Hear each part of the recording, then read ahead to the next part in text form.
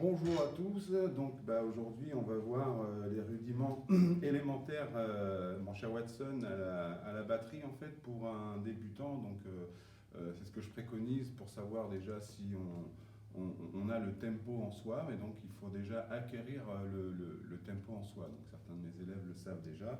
Je travaille principalement sur la tenue du rythme.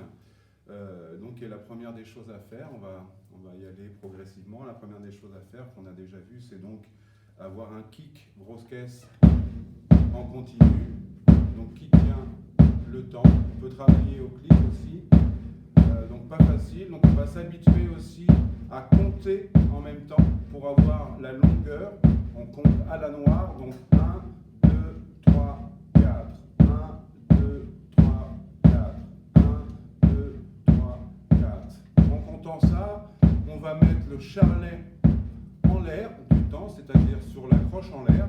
Ça va faire 1, 2, 3, 4. 1, 2, 3, 4. 1, 2, 3, 4. 1, 2, 3, 4. Et tout en comptant, on va tout simplement mettre la caisse claire en 2-4 avec la main gauche. Donc on va compter 1, 2, 3, 4. Et les coups de caisse claire arrivent donc sur le 2 et sur le 4. Donc ça va faire 1, 2, 3, 4. 1, 2, 3, 4. 1, 2, 3, 4. 1, 2, 3, 4. 1, 2, 3, 4. 1, 2, 3, 4. Ok. Ça, c'est donc une partie qu'on a déjà vue. Une fois qu'on a ça, donc vous avez vu, il faut essayer d'avoir une tenue du rythme assez régulière, ce qu'on appelle le tempo. Donc là, je travaille un peu rapidement pour les besoins de la vidéo, pour pas que ce soit trop long. Mais on peut travailler bien sûr beaucoup plus lentement. Hein. Le tout, c'est de bien s'habituer à décortiquer les mouvements des mains. On peut travailler l'un et l'autre seulement grosse caisse et charlet, et seulement grosse caisse et caisse claire, et compter en même temps 1, 2, 3, 4, 1, 2, 3, 4. Faire pareil avec le charlet. 1, 2, 3, 4. Donc la double croche, c'est aussi celle qu'on appelle le et, qui fait 1 et 2 et 3 et 4 et 1 et 2. Ok.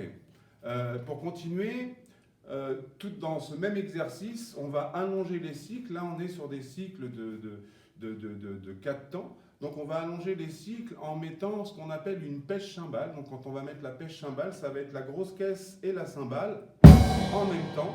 Et là, ce qui va se passer, c'est qu'avec notre main droite, on va jouer la croche, les deux croches. Donc on va revenir très rapidement sur notre charleston.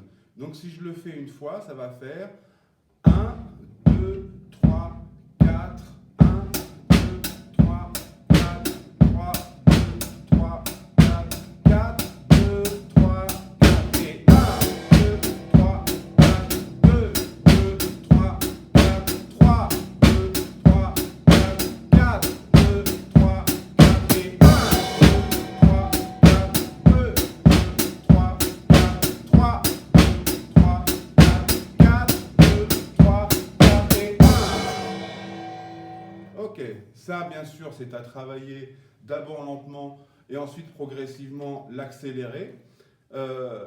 Ensuite on va arrêter, on va faire des blocs pour bien sentir la musique et bien savoir où poser des breaks par exemple. On va faire des blocs sur le 4e cycle de 4 temps où on va s'arrêter complètement. Je vais le faire une fois, en partant directement dans la partie. On s'arrête sur la 4e mesure. Écoutez bien, attention. Et 1, 2, 3, 3, 2, 3, 4, 2, 3, 4 et 1, 2, 3, 3, 3, 4, 2, 3, 4 et 1. 1, 2,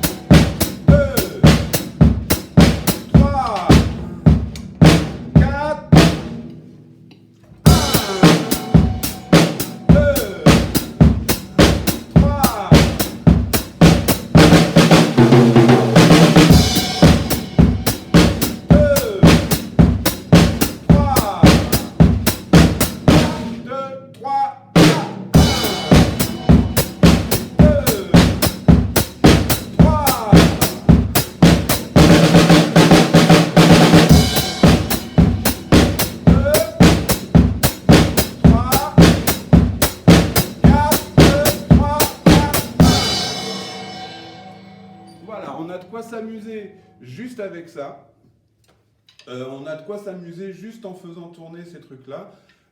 Et déjà, c'est pas mal. Le but du jeu, c'est vraiment de réussir à tenir le tempo, être à l'aise dans tout ça, s'arrêter sur la 4e mesure, allonger les cycles d'abord, s'arrêter sur la 4e mesure, et ensuite reprendre le tempo. On peut faire ça aussi sur prendre la radio ou un morceau qu'on aime bien, ça doit rentrer à peu près sur tout type de musique, peu importe. On prend du jazz, du rock, du jazz, du funk, peu importe. Du moment qu'on met le boom boom à la basse, eh bien on va tout simplement tenir le rythme avec la musique qu'on écoute, ou un clic, ou comment on appelle ça, un métronome au casque pour faire tous ces rythmes-là. Voilà, je vous laisse avec ça en guise de premier exercice et on se revoit très prochainement pour une suite. Merci.